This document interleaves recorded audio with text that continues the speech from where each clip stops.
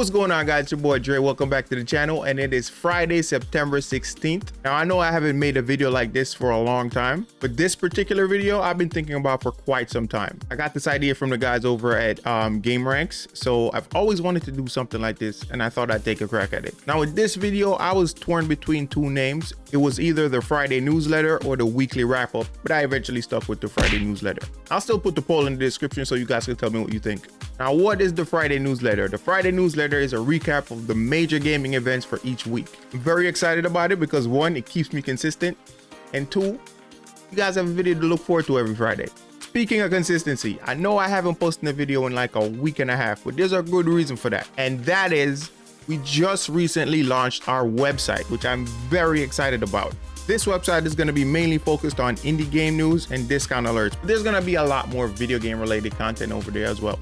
I would love it if you guys went and go check it out because I put a lot of work in there and I'm still getting people on board, which is also a very big thing for me right now. So support your boy, man. Support your boy. Now let's get into the meat and the potatoes of this video. Now there are a bunch of major video game events that happened this past week. There was the PlayStation State of Play, the Nintendo Direct, and ID at Xbox Fall Showcase. Now I won't be covering everything from those events because if I did, it would be a very long video and I don't want to do that.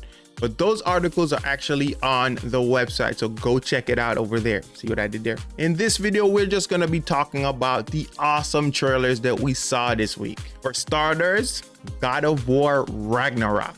We got to see Atreus and Kratos and what they were up to leading up to the events of this game. They even showed off the limited edition DualSense God of War controller, which is pretty dope. Now, Inverse actually had some awesome questions after the trailer was dropped. One was, what is Atreus' secret? Because of the opening line in the trailer, which was Atreus saying, "Everyone keeps secrets," which is then accompanied by Atreus touching a tree, which emits strange white glows.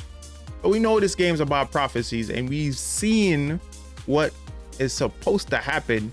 And I have my theories, but I'll probably share that in another video. But I think they're setting up to have us question Atreus' moves in this story. The other question was, who was Kratos carrying? It kind of looked like Frigga. It might not be because the last time we saw Frigga, her and Kratos weren't necessarily on good terms. Although this person seems bounded though. I could be wrong. A lot of fans are speculating that it might be Tyr, but I don't think so. Tyr's a giant, right? So no. And then we had, what's up with the wolves? Who are those wolves?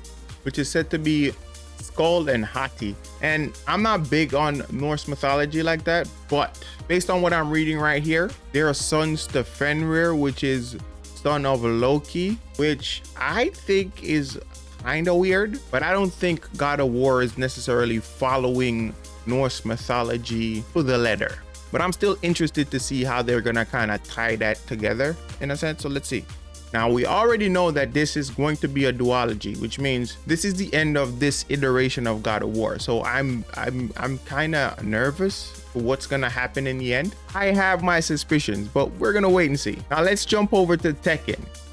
Holy crap, Tekken was pretty. The water droplets, the background animation, everything in this game looked pretty dope, man. I can't tell if this was an in-game cutscene or it was an actual gameplay footage or a mixture of both. You know, reveal trailers are often pushed to the max to get hype from fans, but I hope this is exactly how the action looks in the game, man. It was insane. Now, in an interview with IGN, the general manager for Bandai Namco broke down some key elements to the trailer. One being the chain motif. He said, you can see the chain effect where it breaks and then forms into the Tekken 8. 8 being the portion for the logo.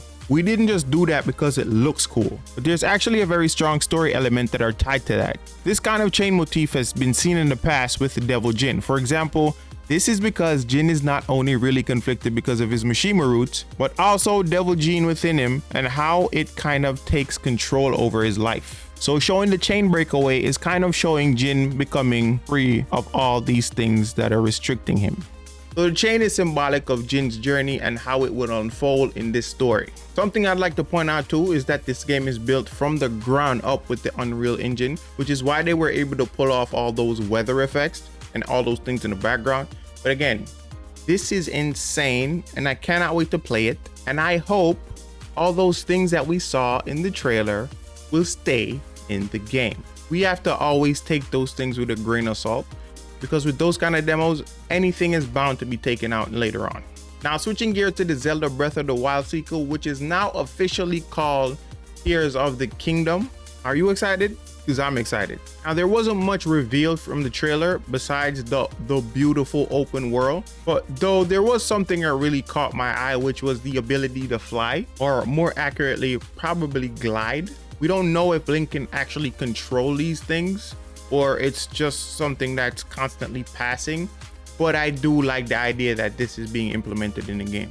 I'd have to go over it and do like a trailer breakdown to see some elements, because I'm pretty sure they had some stuff in there for Eagle Eye fans to catch. So I'll go over it, I'll do some research, and I'll figure out what's actually being presented in the trailer. Next to the official title, we also had an official date, which was May 12th, 2023, which is a very long time from now. So I suggest you guys start going back to Hyrule with Breath of the Wild, baby. I know I am. But are you excited for this new installment? Comment below and let me know. Now let's switch gears to our next video, which is Rise of the Ronin. But before we get into that video, am I the only one that notices the uptick in Japanese inspired video games? Like, we have Rise of the Ronin coming, there's Like a Dragon Aishin, there's Where the Wind Meets, and then there's also Wulong Fallen Dynasty. Like, there's so much of them. Not complaining, it's just an observation. Back to Rise of the Ronin. Shout out those aforementioned games, they all look awesome, but there was just something about Rise of the Ronin that just really caught my attention and I wanted to talk about it. Plus I already covered Where the Winds Meet on another video. Now Rise of the Ronin is the latest action RPG developed by Team Ninja. And if you guys know Team Ninja, you know Team Ninja is with it, bro. Now this game is set to come out on PlayStation exclusively, which is something I'd like to mention. Now, according to Team Ninja's director and president, this game has been in development for over 7 years, bro, and still has a ways to go. So I don't know what they're doing over there, but I'm so excited for it because I'm pretty sure it's going to be fire. And so far, it looks pretty great in my opinion. So it could only go up from here. Now, this game takes place in 19th century Japan at the end of Bakumatsu, which is a 300-long-year Edo period. You play a Ronin who's free to make his decisions freely, which to me says that there's some level of choice in the game. Now, all the games that I just mentioned, I will link the trailer in the description so you guys can go check those out. But I really enjoyed every single trailer that I just mentioned, and I'm looking forward to every game. Now, what did you guys think? Which one of these games are you looking forward to play the most? Comment below and let me know. Also, if you're just discovering my channel, consider subscribing and hitting that notification bell. I recently did a video about some of the games that came out of Gamescom. Could be somewhere right here. Check it out. But thank you guys for watching. It's been your boy Dre, and like always, play on, player. Peace.